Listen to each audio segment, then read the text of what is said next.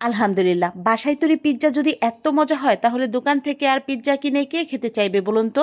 আর বাসায় তৈরি খাবার তো সবসময় বেস্ট। ভিডিওটা কোনো রকম স্কিপ না করে সম্পূর্ণ ভালোভাবে দেখলে আপনি নিজেও তৈরি করতে পারবেন দুর্দান্ত স্বাদের এই পিৎজা মাত্র 10 মিনিটে। আর দোকানের কিনা পিৎজার তুলনায় খরচও পড়বে খুবই কম।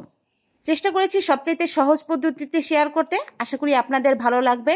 আর এটি তৈরি করতে কোনো রকম ওভেন ব্যবহার করতে হবে না, কারণ এই পিৎজাটা আজকে আমরা চুলাতেই তৈরি করে দেখাবো। এইরকম ডিলিশিয়াস রেসিপি পেতে এমআর ওয়ার্ল্ডের চ্যানেলটাকে সাবস্ক্রাইব করে পাশে থাকা বেল বাটনটাকে অন করে রাখবেন। আর যদি ফেসবুক থেকে দেখে থাকেন সেক্ষেত্রে পেজটাকে ফলো করে রাখতে পারেন। পিৎজা তৈরি করার জন্য প্রথমে এখানে 1 কাপ ময়দা নিয়ে নিচ্ছি। আপনাদের হাতের কাছে যদি মেজারমেন্ট কাপ না থাকে সেক্ষেত্রে রেগুলার কাপের 1.5 কাপ ব্যবহার করবেন। লবণ দিয়ে দিচ্ছি 1/2 চা চামচ, চিনি দিয়ে দিচ্ছি 1 চা চামচ, সাথে দিয়ে দিচ্ছি 1 চা চামচ গুঁড়ো দুধ। গুঁড়ো দুধটা ব্যবহার করলে পিৎজা অনেক বেশি সফট হয় এবং খেতেও খুব ভালো লাগে। দিয়ে দিচ্ছি পিৎজার ডো তৈরির মূল উপাদান ইস্ট। এখানে আমি ইনস্ট্যান্ট ইস্ট ব্যবহার করেছি 1 চা চামচ। চেষ্টা করবেন একটু ভালো ব্র্যান্ডের ইস্ট ব্যবহার করতে, কারণ ইস্ট ভালো না হলে পিৎজার ডোটা পারফেক্ট হবে না। দিয়ে দিচ্ছি উষ্ণ গরম পানি 1/2 কাপ। যে পরিমাণ ময়দা নেবেন তার অর্ধেক পরিমাণ পানি ব্যবহার করতে হবে। আর পানিটা অবশ্যই হালকা গরম থাকতে হবে, একদম ঠান্ডা পানি ব্যবহার করা যাবে না। আর পানিটা আমি একবারে ব্যবহার করব না, একটু একটু করে পানি দিয়ে ভালো করে ডোটাকে মেখে নিব। একদম সফট একটা ডো তৈরি করে নিতে হবে। পিৎজার ডোটা কিন্তু অনেক বেশি সফট হয়। ডোটা ভালো করে মেখে নিয়ে এখানে দিয়ে দিচ্ছি 1 টেবিল চামচ সয়াবিন তেল। তেলটা দিয়ে আবারও প্রায় 2 মিনিটের মতো মধে নিব। আর হাতের এই অংশটার মাধ্যমে খুব ভালো করে প্রেস করে মধে নিতে হবে। এইভাবে 2 মিনিটের মতো মধে নিলে পিৎজার ডোটা একদম পারফেক্ট হবে। ইস্টটাকে অ্যাক্টিভ হওয়ার জন্য এইভাবে ঢাকনাযুক্ত একটা পাত্রে চুলার জালটা একদম লো হিটে রেখে দিচ্ছি আধা ঘন্টার মতো। এই সময় আমি মাংসটাকে ম্যারিনেট করে নিচ্ছি। মাংসটার ম্যারিনেট করার জন্য এখানে ছোট ছোট কিউব করে মাংস কেটে নিয়েছি। এখানে আমি বোনলেস মাংস ব্যবহার করেছি 1 কাপের মতো। দিয়ে দিচ্ছি লবণ 1/4 চা চামচ, আদা বাটা দিয়ে দিচ্ছি 1/4 চা চামচ, রসুন বাটা দিয়ে দিচ্ছি 1/4 চা চামচ, লাল মরিচের গুঁড়ো দিয়ে দিচ্ছি 1/2 চা চামচ, গোলমরিচের গুঁড়ো দিয়ে দিচ্ছি 1 চা চামচ, 1/4 চা চামচ জিরে গুঁড়ো দিয়ে মাংসের সাথে খুব ভালো করে মেখে নিচ্ছি। মাংসের সাথে খুব ভালো করে মাখা হয়ে গেলে এ পর্যায়ে দিয়ে দিচ্ছি সয়া সস। এখানে 1 টেবিল চামচের মতো সয়া সস ব্যবহার করেছি। আর কারো হাতের কাছে যদি সয়া সস না থাকে সেক্ষেত্রে লেবুর রস ব্যবহার করতে পারেন 1.5 চা চামচের মতো। সবগুলো উপকরণ খুব ভালো করে মেখে 10 মিনিটের জন্য রেস্টে রেখে দিচ্ছি। 10 মিনিট পর চুলায় একটা প্যান বসিয়ে দিয়ে দিচ্ছি 1 টেবিল চামচের মতো সয়াবিন তেল। তেলটা হালকা একটু গরম হয়ে আসলে মিডিয়াম হিটে রেখে মাংসগুলোকে ভেজে নিব। এ পর্যায়ে চুলার জালটা অবশ্যই মিডিয়াম হিটে রেখে মাংসগুলোকে ভেজে নেওয়ার ট্রাই করবেন। অতিরিক্ত জালে মাংসগুলো ভাজলে সেক্ষেত্রে পুড়ে যাওয়ার সম্ভাবনা থাকবে। আর অতিরিক্ত লো হিটে ভাজলে সেক্ষেত্রে মাংসগুলো শক্ত হয়ে যাবে, ভেতরের জুসিনেসটা থাকবে না। আর পিৎজার মাংসটা একটু সফট থাকলে খেতে ভালো লাগে, তাই 5 মিনিটের মতো মিডিয়াম হিটে রেখে ভেজে নেবেন। 5 মিনিটের মতো ভেজে নিলেই মাংসটা একদম পারফেক্টভাবে সিদ্ধ হয়ে যাবে।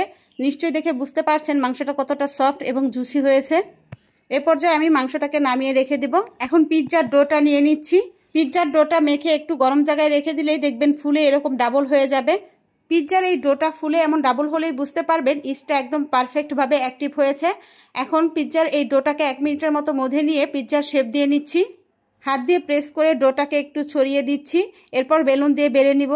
এই ডোটা অনেক বেশি সফট হয়, তাই চাইলে এভাবে হাত দিয়ে প্রেস করেও রুটিটা তৈরি করে নিতে পারেন। আমি একটু বেলুন দিয়ে বেলে নিচ্ছি। আর নিশ্চয়ই দেখে বুঝতে পারছেন কতটা পুরুত্ব রেখেছি। রুটিটাকে অনেক বেশি মোটা রাখিনি, কিছুটা পাতলা করেই বেলে নিয়েছি। পিৎজার এই রুটিটা যেহেতু অনেক বেশি সফট হয় তাই তোলার সময় অনেক সমস্যা হয়, তুলতে কষ্ট হয়ে যায়। তাই একটা বেলুনের সাহায্যে এইভাবে মুড়িয়ে তুলে নিতে পারেন। এইভাবে তুলে নিলে রুটিটা ছিঁড়ে যাওয়ার সম্ভাবনা কম থাকে। আমি যেই পাত্রে পিৎজাটা বেক করব সেই পাত্রে রুটিটা নিয়ে নিচ্ছি। আর পাত্রটায় আগে থেকে একটু তেল ব্রাশ করে নিয়েছিলাম। চেষ্টা করবেন একটু তেল ব্রাশ করে নিতে। তেল ব্রাশ করে নিলে সেক্ষেত্রে পিৎজাটা বেক হওয়ার পর সহজেই তোলা যাবে। এখন একটা কাঁটা চামচের সাহায্যে পিৎজার এই রুটিটাকে খুব ভালো করে ছিদ্র করে নিচ্ছি। আর 4-5টা একটু ফোল্ড করে দিচ্ছি, এতে করে পিৎজাটা দেখতে অনেক বেশি ভালো লাগবে। একদম পারফেক্ট একটা পিৎজার শেপ আসবে। ফোল্ড করার পর চারপাশে একটু কাঁটা চামচ দিয়ে ছিদ্র করে দিচ্ছি যাতে অতিরিক্ত ফুলে না যায়। দিয়ে দিচ্ছি টমেটো সস। টমেটো সসটা দিয়ে একটা চামচের সাহায্যে পিৎজার চারপাশে ছড়িয়ে নিব। আপনারা চাইলে এখানে পিৎজা সস ব্যবহার করতে পারেন। যদি আপনাদের হাতের কাছে পিৎজা সস অ্যাভেলেবেল থাকে তাহলে এখানে পিৎজা সস ব্যবহার করবেন। তবে টমেটো সস দিয়ে তৈরি করলেও এই পিৎজাটা খেতে অনেক বেশি সুস্বাদু হয়। আমি এখানে টমেটো সস ব্যবহার করেছি। খুব ভালো করে চারপাশে ছড়িয়ে দিয়ে এখানে দিয়ে দিচ্ছি মোজারেলা চিজ। এখন দিয়ে দিচ্ছি আগে থেকে ভেজে রাখা মাংসের টুকরোগুলো। দিয়ে দিচ্ছি পেঁয়াজ। এখানে পেঁয়াজগুলোকে আমি কিউব করে আগেই কেটে রেখেছিলাম। আপনারা আপনাদের পছন্দের শেপে পেঁয়াজগুলোকে কেটে নিতে পারেন। দিয়ে দিচ্ছি ক্যাপসিকাম। ক্যাপসিকামগুলোকে আমি কিউব আকারে কেটে নিয়েছি। এখানে সবুজ এবং হলুদ কালার ক্যাপসিকামগুলো ব্যবহার করেছি। আপনারা আপনাদের পছন্দ মতো যে কোনো কালারের ক্যাপসিকাম ব্যবহার করতে পারেন। এখানে দিয়ে দিচ্ছি টমেটোগুলোকেও আমি কিউব করে কেটে রেখেছিলাম। এখন উপরে আরেকটু চিজ দিয়ে দিচ্ছি। চুলার জালটা হাই হিটে রেখে যে কড়াইতে আমি বেক করব সেই কড়াইটা একটু প্রিহিট করে নিচ্ছি। 1 মিনিটের মতো প্রিহিট করে নিয়ে চুলার জালটা একদম লো হিটে রেখে একটা স্ট্যান্ড বসিয়ে দিয়েছি। এখন দিয়ে দিচ্ছি তৈরি করে রাখা পিৎজাটা। চুলার জালটা একদম লো হিটে রেখে ঢেকে 10 মিনিটের মতো বেক করে নিব। 10 মিনিট পর ঢাকনাটা খুলে পিৎজার চারপাশে একটু বাটার ব্রাশ করে নিতে পারেন।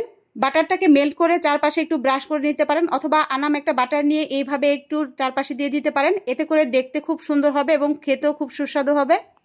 তবে আপনাদের হাতের কাছে যদি বাটার না থাকে সেই ক্ষেত্রে বাটার ব্যবহার না করেই এই পর্যায়ে পিৎজাটাকে তুলে নিতে পারেন। যেহেতু আমার ঘরে বাটার ছিল তাই আমি একটু চারপাশে বাটার দিয়ে দিচ্ছি। এতে করে দেখতে খুব সুন্দর হয় এবং খেতেও টেস্টটা অনেক ভালো আসে। বাটারটা ব্যবহার করার পর আরও 1 মিনিটের মতো এই কড়াইতেই ঢেকে রেখে দিব। এরপর পিৎজাটাকে তুলে নিব। নিশ্চয়ই দেখে বুঝতে পারছেন পিৎজাটা কতটা পারফেক্ট হয়েছে। এই পিৎজাটা এতটাই সুস্বাদু, খেয়ে অনেকেই বুঝতে পারবে না পিৎজাটা বাসায় তৈরি হয়েছে। অবশ্যই বাসায় একবার ট্রাই করবেন, আর ট্রাই করে থাকলে আমাকে কমেন্ট বক্সে কমেন্ট করে জানাতে পারেন যে কেমন লেগেছিল। আশা করি আজকের এই রেসিপিটি ভালো লেগেছে। ভালো লাগলে লাইক, কমেন্ট, শেয়ার করতে ভুলবেন না। সবাইকে অসংখ্য ধন্যবাদ জানিয়ে বিদায় নিচ্ছি। আল্লাহ হাফেজ।